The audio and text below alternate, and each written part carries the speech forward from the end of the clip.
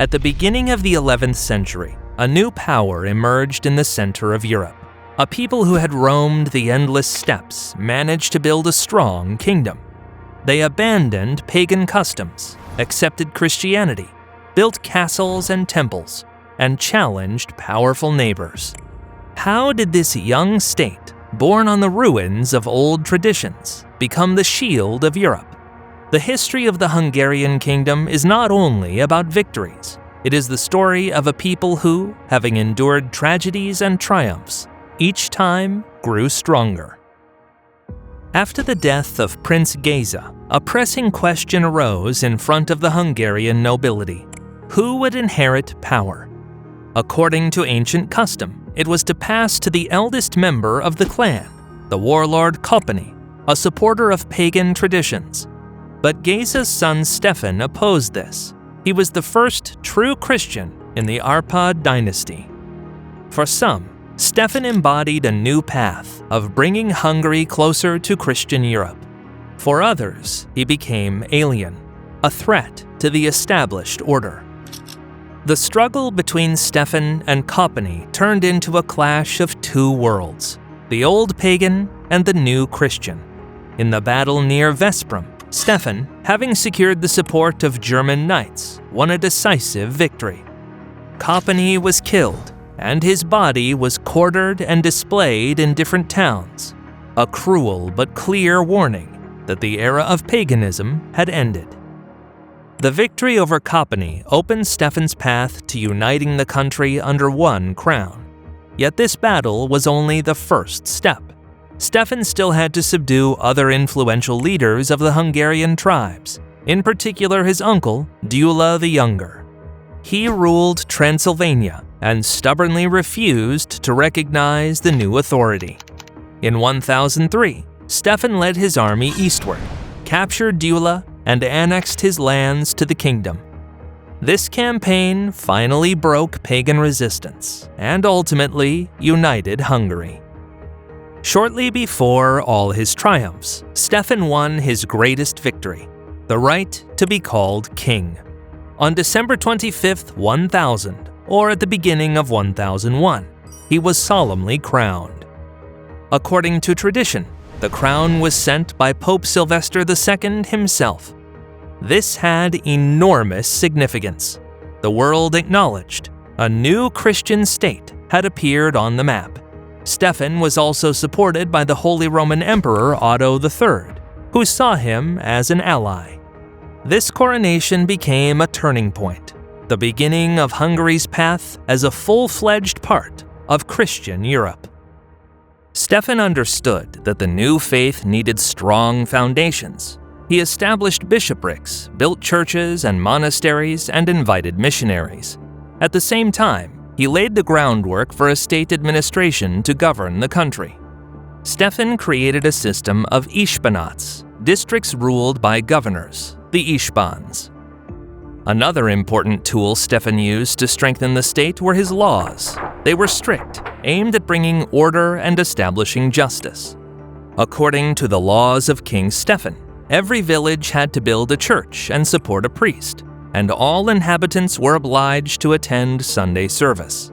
Pagan rites and violations of church holidays were severely punished. At the same time, the laws protected the weak, widows, orphans, travelers.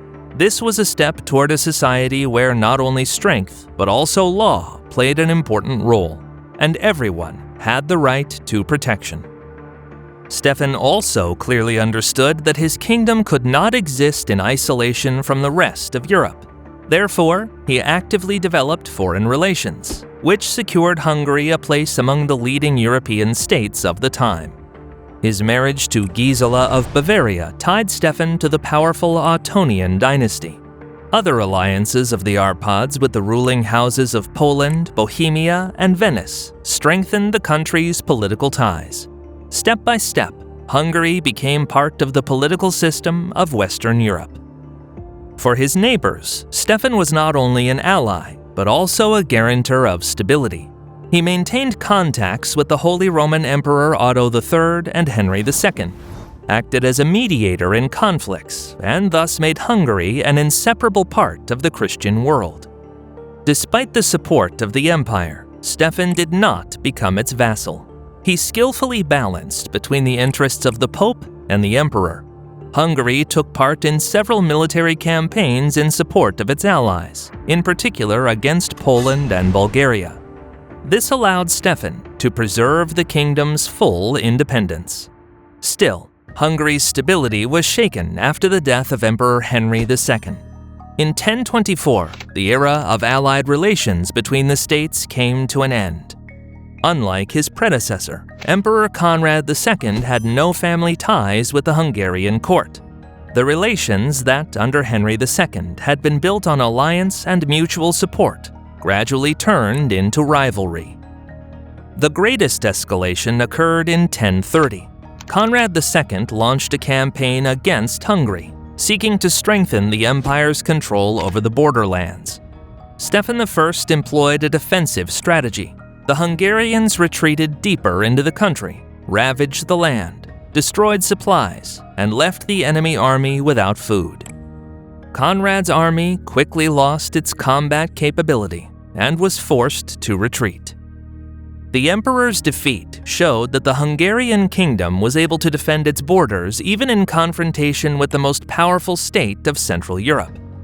After the conflict, the parties concluded a peace treaty that fixed the Hungarian-German border and confirmed Hungary's independent status. At the end of his life, despite all his achievements, Stefan faced the most important problem: the question of succession. His son Emmerich, raised in the Christian spirit, was to become the next Hungarian king. Nonetheless, in 1031, he tragically died during a hunting accident. The heir's death destroyed Stefan's plans to peacefully transfer power dynastically. The king tried to designate a successor among other relatives, but this provoked conflict between different branches of the Árpád dynasty. Part of the nobility supported a relative on his uncle's line, Vasul. Even so, Stefan rejected his candidacy because of Vasul's attachment to paganism. Instead, he saw as his successor the son of his sister and the Doge of Venice, Peter Orseolo, who was a Christian. When Stefan I died in 1038, the country was left without a clearly defined heir. A period of political instability and struggle for the Hungarian throne lasted for almost 2 decades. Stefan I entered history as the first king and founder of the Hungarian Kingdom, later as a saint canonized by the Catholic Church. His legacy secured the Hungarians a place among the Christian peoples of Europe. Stefan became an example of a wise leader who united the country, integrated it into the European context, and laid the foundations for Hungary's future development. Stefan's first successor was indeed Peter Orseolo. He pursued an active foreign policy. Hungarian troops plundered Bavaria and fought against Bohemia. Peter's power from the very beginning relied on the support of foreigners, Italians and Germans. This caused resistance from the local nobility. Tensions grew, and in 1041 the magnates expelled Peter from the country. The crown went to Samuel Abba, related by blood to Stefan. He strove for independent policies and relied on the support of Hungarian warriors. Yet, this caused discontent among the Hungarian nobles. In 1044, Emperor Henry III once again took the field against him.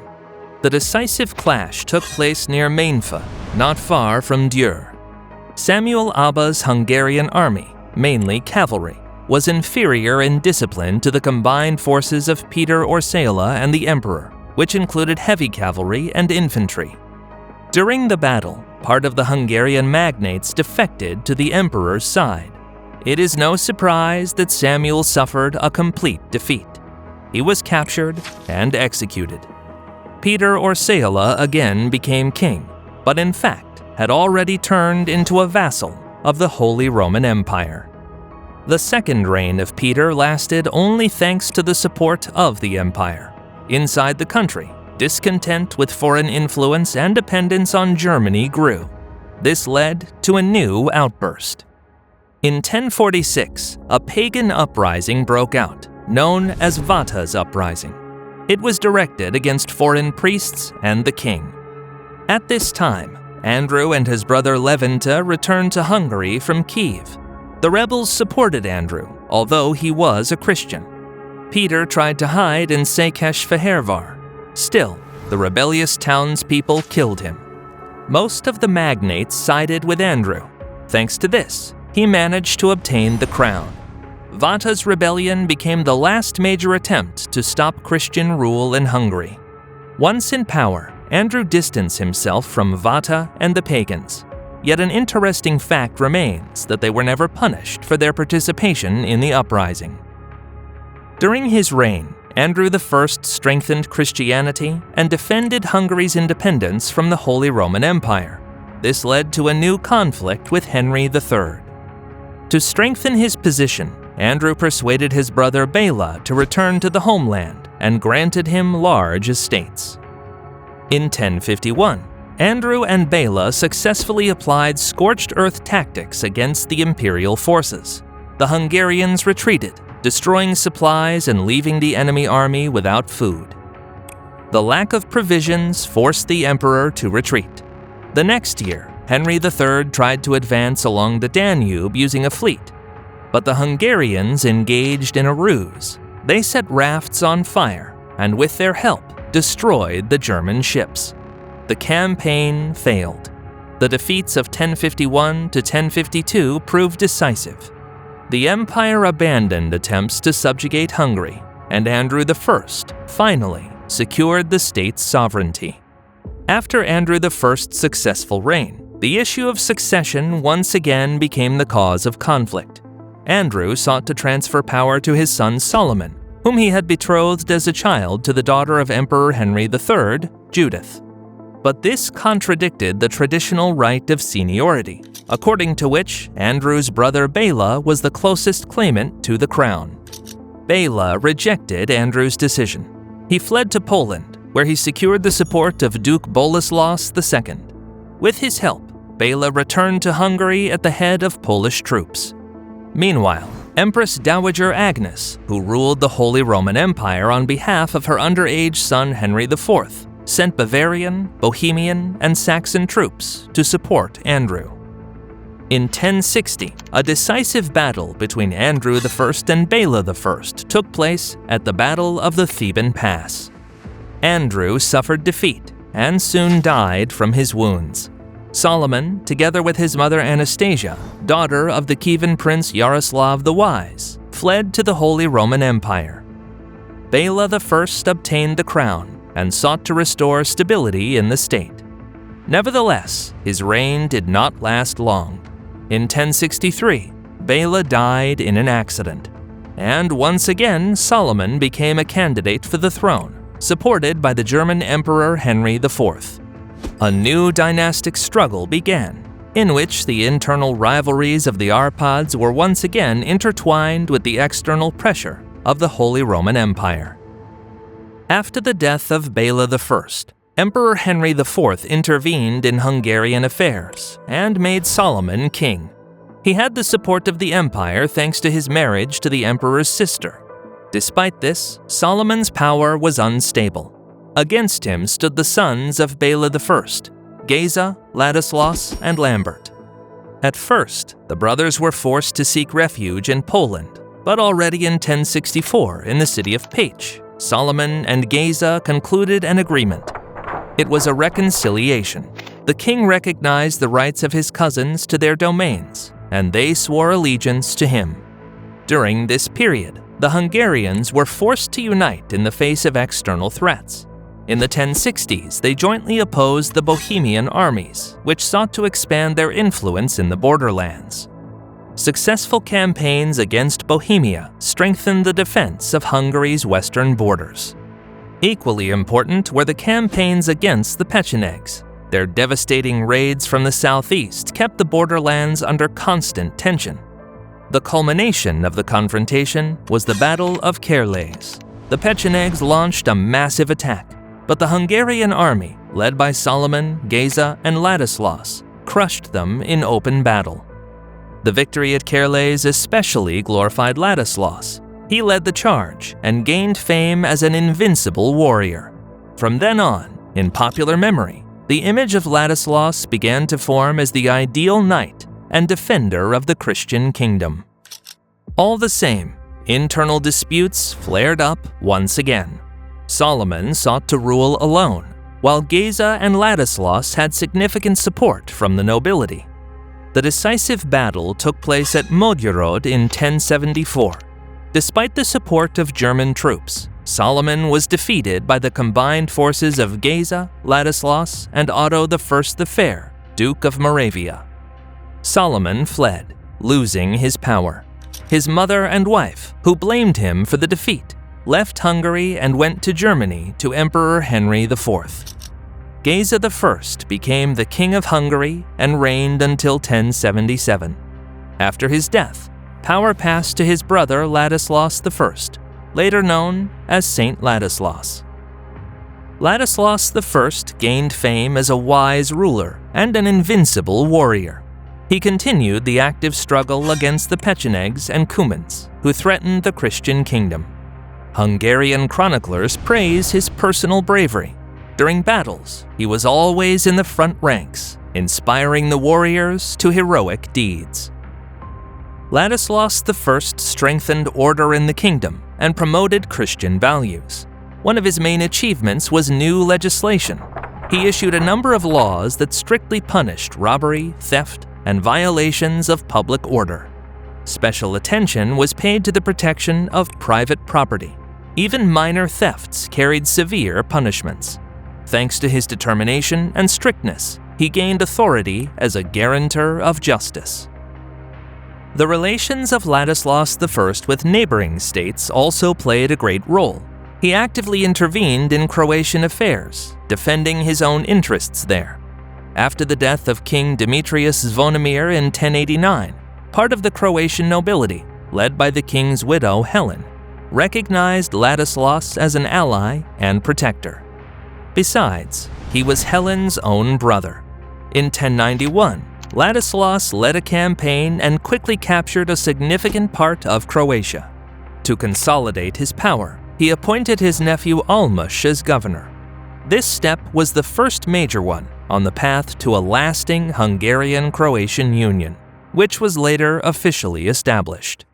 Because of events in Croatia, the Hungarians found themselves under pressure from the Byzantine Empire, which sought to restore its influence in the region. Hungarian and Byzantine troops repeatedly clashed along the Danube, but a serious conflict was avoided thanks to agreements and truces. The foreign policy of Ladislaus I combined military force and diplomacy. He not only expanded Hungary's territory, but also secured its role among the leading states of Central and Southeastern Europe. After the death of Ladislaus I in 1095, the throne passed to his nephew, Coloman, known as the Booklover. He continued to strengthen royal authority. The first years of his reign were difficult. The armies of the First Crusade passed through Hungary. The king skillfully managed the situation, allowing the Crusaders to pass through Hungarian lands without hindrance. Thanks to this diplomatic mastery, he not only avoided conflicts, but also greatly increased Hungary's authority in Europe. At the same time, Coloman consolidated Hungarian power in Croatia. After a successful military campaign in 1102, he became king of that country. He was solemnly crowned in the city of Beograd. This confirmed the Hungarian-Croatian Union, which lasted for several centuries. His laws strictly fought against paganism and heresy. It was under Coloman's rule that pagan rituals were finally banned. At the same time, he showed humanity. For example, he abolished trials of witches, declaring that witches do not exist. In the 12th century, Hungary constantly maneuvered between its neighbors: Byzantium, the Holy Roman Empire, Poland, and Rus. Several times it intervened in the struggle for Galicia, fought wars with Bohemia, and defended its southern borders from the Serbs and Bosnians. At the same time, fierce conflicts raged within the Árpád dynasty itself. Claimants to the throne often sought support outside the country, which made Hungary vulnerable to external influence. The state flourished significantly under the reign of Béla III at the end of the 12th century. It was then that the royal administration was strengthened, and Hungary became one of the wealthiest states in Central Europe. Even so, at the beginning of the 13th century, the balance of power began to change. The rise of the magnates, the adoption of the Golden Bull of 1222, and the expansion of their privileges weakened royal authority. At the beginning of his reign, King Béla IV sought to restore the authority of the monarch, weakened by the Golden Bull and the arbitrariness of the magnates. He consistently limited the privileges of the nobility and strengthened the country's defenses. Béla was aware of the threat from the east. At the turn of the 1230s to 1240s, rumors spread across Europe about the devastating campaigns of the Mongols. Therefore, in 1239, when the Cuman Khan Kurtan fled to Hungary along with tens of thousands of Cumans, Béla took them under his protection. He allowed them to settle within the kingdom, hoping to use them later as warriors against external threats. Though this decision caused dissatisfaction among the Hungarian nobility. The Cumans were suspected of looting, and their arrival further exacerbated internal conflicts. In 1241, Batu Khan's Mongol hordes moved westward, first to Poland and later reaching Hungary. Béla's previous attempts to mobilize the feudal lords and strengthen defenses had failed. The magnates were unwilling to give up their privileges and considered the king's warnings exaggerated. The key confrontation occurred on April 11, 1241, on the Shayo River near the village of Mohi. King Béla IV assembled all available forces. In terms of numbers, the Hungarians had the advantage, but their camp was poorly organized. The army was arranged in a large wagon circle, forming an improvised fortress, yet this only restricted movement and hindered maneuvers. The Mongols, under the command of Batu and Subutai, acted according to their favorite and familiar tactics: feigned retreat, encirclement, and devastating cavalry strikes. First, they seized the river crossings on the Shayo and feigned weakness to lure the Hungarians into a trap. Hungarian knights attempted to cross the river, but encountered Subutai's ambushes. Meanwhile, another part of the Mongol army bypassed the camp and began shooting arrows at it. At night, the Mongols built a pontoon bridge across the river and attacked from several directions simultaneously at dawn. The Hungarian camp was surrounded. Chaos intensified, as most of the Cumans had already left the country earlier after the murder of their Khan. The king tried to organize a breakout, but the army collapsed. Some knights attempted to flee, while the rest fell under a hail of arrows. The Mongols methodically destroyed the Hungarian army. The heavy cavalry could not maneuver within the confined space of the wagon circle, while Mongol horsemen continuously showered them with arrows. Thousands of Hungarian warriors perished, including magnates and bishops. Only a small portion of the army, along with Béla IV, broke out of the encirclement. The Battle of Mohi became one of the greatest defeats in medieval Europe. It demonstrated the advantage of the mobility and discipline of the Mongol forces over heavily armed but disorganized European knights. After the battle, the path into the heart of Hungary was open, and the country was virtually defenseless. This catastrophe became a turning point in the history of the Kingdom of Hungary. The Mongol invasion exposed the weaknesses of feudal fragmentation and the lack of fortified towns. It was precisely after this that Béla IV initiated large-scale reforms: the construction of stone castles, settlement of depopulated lands with colonists, and restoration of royal authority. For these achievements, the Hungarians called him the second founder of the state. After the death of Béla IV, the Kingdom of Hungary gradually lost internal unity. his successors no longer had sufficient power to restrain the ambitions of the magnates. Large landowners turned their holdings into almost independent principalities, built their own castles, maintained armies, and often acted contrary to the king. The last Árpád, Andrew III, tried to hold the kingdom together through dynastic alliances and compromises. All the same, he lacked the resources and broad support to succeed. After his death, the direct dynastic line ended.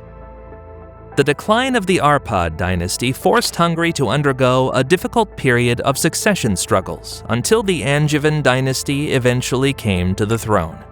Nevertheless, the Árpád legacy remained a strong foundation for the future development of the state. The formation of the First Hungarian Kingdom, its Christianization, legal framework, cultural development, and international recognition. Even after the devastating Mongol invasion, which could have destroyed Hungary, the resilience and reforms of Béla IV allowed the country to recover, demonstrating the strength established by the Arpads. Hungary's path from a pagan principality to the shield of Europe and a powerful kingdom was long and full of trials. But it was the rule of the Árpád dynasty that laid the foundations of its statehood, identity, and defined Hungary's place in European history.